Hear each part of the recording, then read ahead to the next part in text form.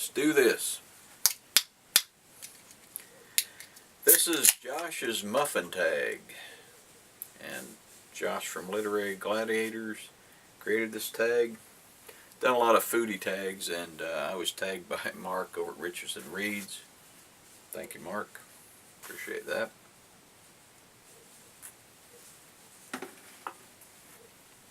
There are 12 questions. Question number 1, blueberry. If someone said literature, who is the first writer that comes to mind?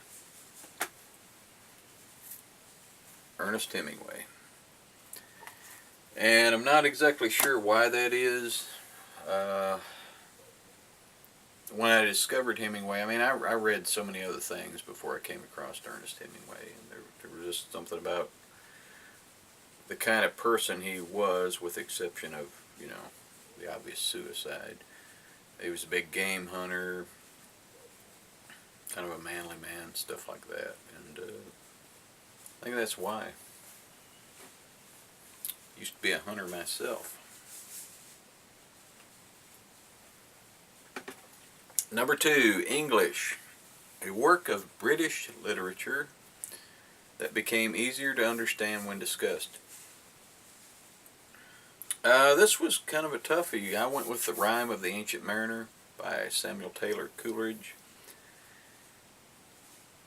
And I think that the reason for that is because of the many interpretations, and a lot of people, when it came out, you know, even his contemporaries was like, oh, that's kind of vague. But we discussed this when I was actually taking one of my literature classes at college. And I don't want to say that it became easier, but I enjoyed the different takes that everyone had as far as their view on The Rime of the Ancient Mariner. So, number 3, Corn. A book that is great to take on the go and read anytime. Guess y'all know where I'm going with this. Midworld. I've read this so many times, and I could read it pretty much anywhere. Yeah, can't quit pushing that book. Excuse me. Chocolate chip. A writer you feel was or has been able to write during all aspects of their lives. That would be Stephen King, even though I'm more of a fan of his earlier stuff. That's from Buick 8. I'm sorry, but once he got sober, he just wasn't the same writer. Might happen to me someday. Except for the sobriety part. Number 5, oatmeal raisin. A bookish trait that you feel is just not necessary.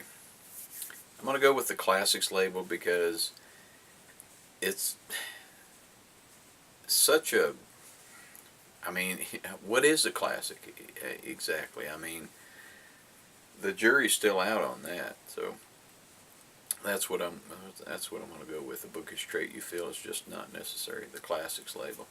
Number 6, brand. What kind of reading material do you find you constantly force yourself through? Classics.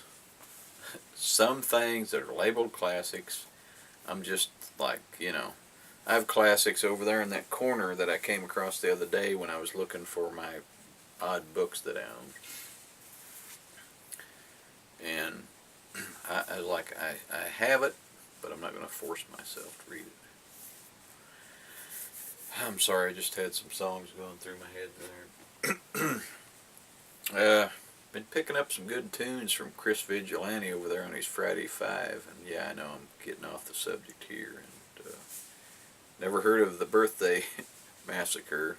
I like Counterpain, and then I'd never heard of the Wombats, and I love that Lemon to a Knife Fight song. So I get to deal with the music in here. And then Stephanie over at Pagan Pages Reads on her Friday 5, she was talking about Lana Del Rey, and I just discovered her recently. So now, after that little interlude, let's get back to it. Number 7, Cranberry Orange. Which two characters from different works would you like to see in one? That would be Henry from The Red Badge of Courage and Billy Pilgrim from Kurt Vonnegut's Slaughterhouse-Five. Why? Because they're both involved in a war. Of course, Billy Pilgrim, there's a bunch of other stuff going on, and neither one of them wants to disappoint their mother. So that would be at Henry and Billy.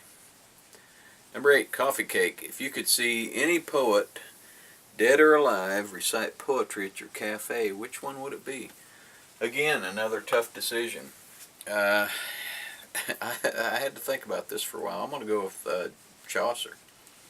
Canterbury Tales, the first time I read it was in high school, and he was just a dirty old man and very comical, and there was a lot of drinking and shenanigans, fornicating and stuff like that. I was like, it's my kind of guy. So it's Chaucer. Number 9, Cruffin, which, okay, I think is a blend of croissant and muffin. Great short work of French literature. Not really that familiar with French literature, but I know one that was adapted to Cheech and Chong movie, The Corsican Brothers, by, I'm sure Alexander rolled over in his grave. Dumas. So I'm going with The Corsican Brothers. Number 10, Muffin Top, a work that would be better abridged. Moby Dick, and I'm not sure where my copy of that is, and I'm not going to look for it, but it's just too long to captivate me. So. Number 11, what is your favorite muffin? Strawberry. Number 12, let's go to Drury Lane. I loved that rhyme when I was a kid. I think I actually had a little record that my mom used to play for me. Do you know the Muffin Man who lives on Drury Lane? So this is Who Do You Tag? And I'm going to tag Linda, the book lady, Velshia, WhattheGemini, MatildaGothika, Zlata. I'm going to tag Ryan, Madman Reads and Rocks. I'm going to tag Dane, Cobain, Cheryl over at crflamesfan, and Melissa and BarnsieReid. And anybody else that wants to do it there.